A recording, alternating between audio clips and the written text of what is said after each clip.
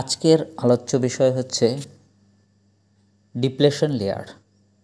Depletion layer কী জিনিস না, P type এবং এন টাইপ সেমিকন্ডাক্টরকে যদি যুক্ত করা হয় তাহলে পি টাইপ এবং এন টাইপের এই সংযোগস্থলকে বলা হয় জাংশন, আর এখানেই তৈরি হয় ডিপ্লেশন লেয়ার।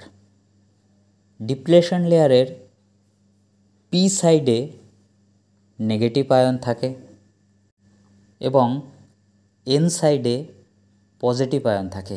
এটা পরীক্ষায় খুব আসে যে পি সাইডে কোন আয়ন থাকে বা বলে দেয় যে পজিটিভ আয়ন কোন সাইডে থাকে। খুব ইম্পর্টেন্ট এই পয়েন্টটুকু। ডিপ্লেশন লেয়ার সবসময় মেজরিটি ক্যারিয়ারকে ডিফিউশন করে, অর্থাৎ মেজরিটি ক্যারিয়ারকে অপোজ করে। ডিপ্লেশন লেয়ারে ইমোবাইল আয়নস থাকে। ইমোবাইলস আয়ন মানে যে আয়নগুলো মুভ করতে পারে না। এটাও পরীক্ষায় আসে যে ইমোবাইল আয়ন কোথায় থাকে বা ডিপ্লেশন লেয়ারে কি আয়ন থাকে। তো অপশন থাকে mobile ion, immobile ion. Depletion লেয়ারে কোভ্যালেন্ট বন্ডস দেখা যায়। এছাড়াও ডিপ্লেশন লেয়ারের নর্মাল থিকনেস হচ্ছে 0.5 মাইক্রোমিটার। ডিপ্লেশন লেয়ার মেজরিটি ক্যারিয়ারকে ব্লক করে আর মাইনরিটি ক্যারিয়ারকে পাস করে। ডিপ্লেশন উইথটাকে লেখা হয় depletion width W = 1/√of dropping.